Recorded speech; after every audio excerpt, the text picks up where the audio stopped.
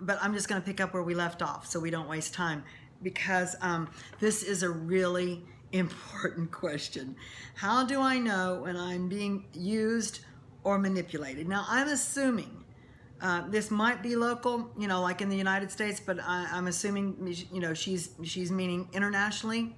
And once again, I go back to some of the things I covered in the first video, and that would be, are you a blessing ministry, a one-off ministry, or a building ministry?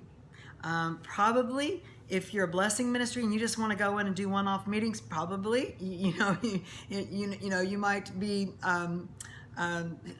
sucked on a little bit more, yeah, because you're in and out. So there's no relationship. So there's no reason, for there to be the culture of honor and respect and honoring. But sometimes you don't know that till you get there. So how do you know? I always used to have a saying, and I've always, well, before I give you my saying, I've always said this: I have endeavored in my life never to wear and allow the womanship to be on my shoulder. I will say women are treated differently. I've learned how to navigate it, and maybe still learning. Because and it's come a long, long way. I was talking with my friend Terry just the other day, who encouraged me to do this particular video, and I said we should do one together on going back 38 years in South Africa, and what it was like for women, and the progression through the years, of how things have changed, because a lot of you have no idea what it was like to break open the places that are so common now to a lot of women, but at one point in time it was hard ground. But here's the deal. How do I know when I'm being manipulated? Well, first of all, I think let's talk just internationally. Let's just talk internationally. The thing I always used to say is you're never being taken advantage of as long as you know you're being taken advantage of. Sounds stupid, but it's true. Because I really, where I learned that was in pastoring. Because I knew how people, I could prophetically, I'd ask God to let me see their motives and see, things that they were doing. And I could see sometimes, how they were approaching me, or even on the mission field of, going in and just being just wrung out by the people you go to, and you're just sucked for every drop you have, and then you wind up sometimes paying them before you leave because they're so poor they can't pay you anyway. The point being, I would always say, because I wanted to keep my heart right. And Jesus was the Paschal Lamb. He was eaten upon, and but he allowed it. He knew it. He did it intentionally, to bring a greater purpose. And for me, part of my calling has been over the years, and especially in the early years, not so much now, but especially in the early years, and especially in other countries, as well as I had it happen in this one, was the day I realized it was a calling, when I realized, here we go again, going in and feeling the men in team, pushing back, and the women feeling uncomfortable, in leadership, and just the whole stuff, the wives of the men and everything. So I won't go into the story, but I remember the moment that I fell to my knees in a hotel room after I realized I'd come back from South Africa. I'd spent 8 years building my reputation, and God opened the doors. Then I came back, and I turned back into a little fish in a big pond, and I was told to join. I was, part of an apostolic team with someone I dearly trusted, and he was trustworthy. And he, said, I want you to make a place for Dina. Actually, it was Graham, and then he went back over to England before he lived here, and then I'm on my own at the first conference that gathering we're having, and then I realized they don't feel the same way about me that Graham did, and I felt the fear, I felt all this, and just the resistance and that religious spirit, and I went back to the hotel room and just fell on my knees and said, I thought I had already paid my dues. How am I back in the same place? And and after, bawling like a baby for a few minutes, the Lord said, "Are you done? Stand up, Dina, wipe your tears, anoint yourself, because don't you realize this is your calling? Don't you know by now that I've groomed you for this, to go in as the point person, to take those first hits of rejection and then turn it with love and humble yourself and model what a true woman of God is, and dispel their fears." And I was like an aha moment. I was like, oh my gosh, of course, Lord, of course. He said, "Dina, if you'll go back in there with that," he goes, "watch what I'll do." And it's a great story. I'm not going to use this tape to tell it, but he turned the whole thing around. And then I realized this is my calling, because I know I'm built for battle. I can take those hits. I know where they're coming from. I don't take it personally, and I'm in for the long haul. So I would go in, because that's what I did in South Africa, was to break down, that wall, and that's, some people call it the glass ceiling for women in ministry. Well, but yeah, you have to know the culture. And, and if there, and I'm just going to say this with a lot of love, but it is what it is. I would say in some countries, some in Africa, not all, quite a few in Africa, India, and some Middle East countries, the culture is to be very pushy. The culture is to really, press in, and not take no for an answer. So you have to be a strong person to know when to say no, but you also have to know, what God's called you to, and be able to, and there's diplomacy in it all, is diplomatically how to steer it to where, if you feel like it's not going the way that that you feel comfortable with, how to steer it to where there's a grace and an authority, to be able to say no. I go in and I've built a hardiness, let's just put it that way. Even at the age I am now, I can still do it. I can keep up with the best of them.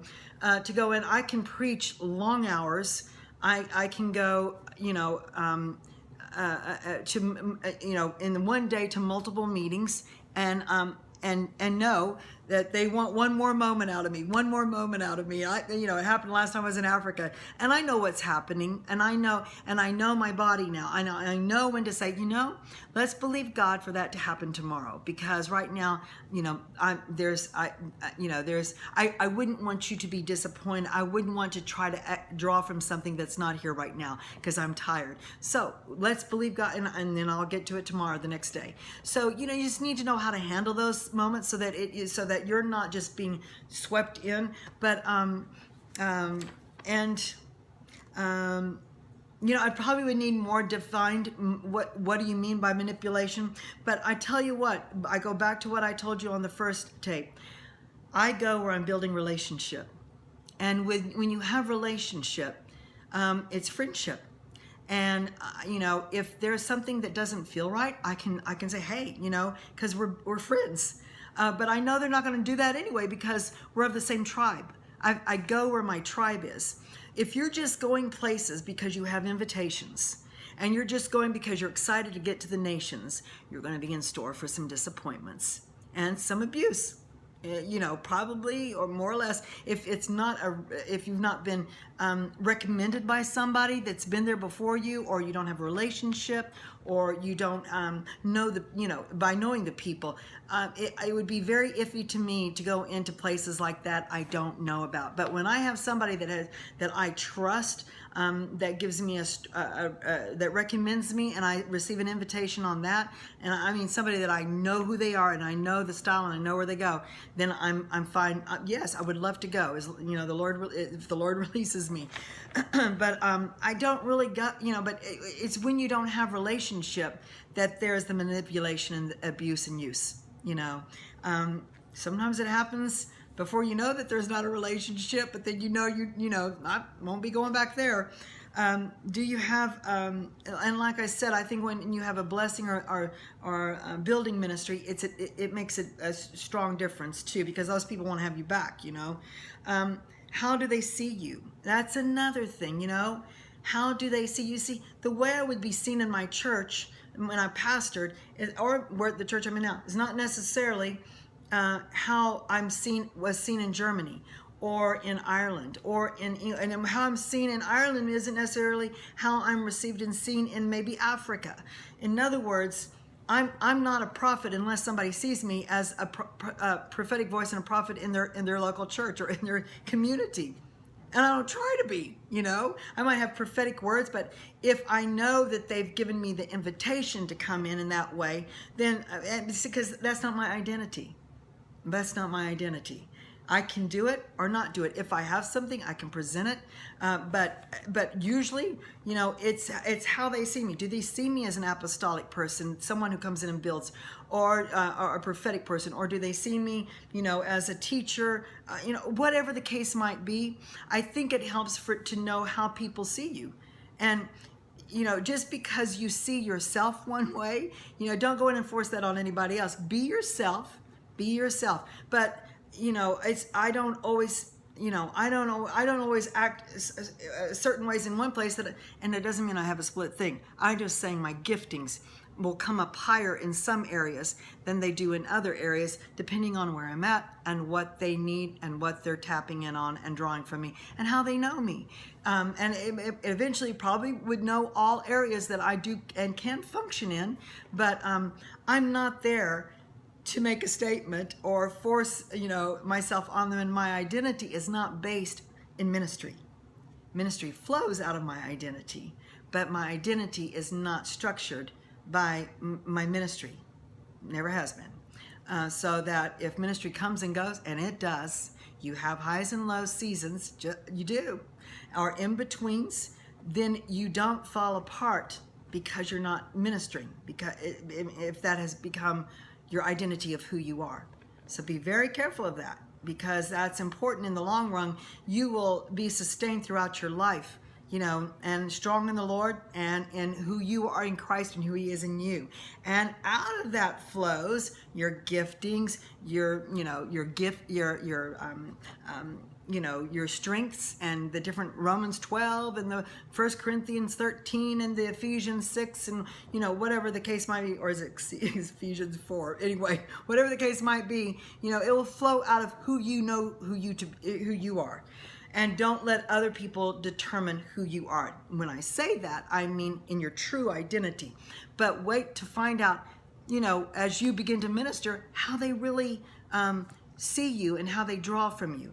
That, I think, also plays into how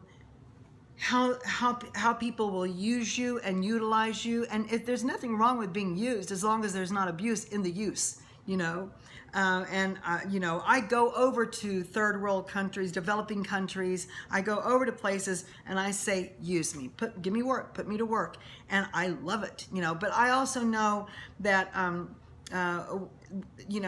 when I hit a place that I go, okay, enough for today. Let's do this. We'll pick up where we left off tomorrow, as far as, because they'll always find the separate meetings. You'll have your planned meetings, and then they'll say, Sister Dina, can you come back in this room? And then they'll have their whole family there, and they'll say, can you prophesy to my family? And I love that. I want to. But sometimes, there's fumes. But there is a realm, and I know I'm sounding like I'm bouncing back and forth, but I'm just telling you, this is truth. There is a realm that, and I'm going to let you in on it, where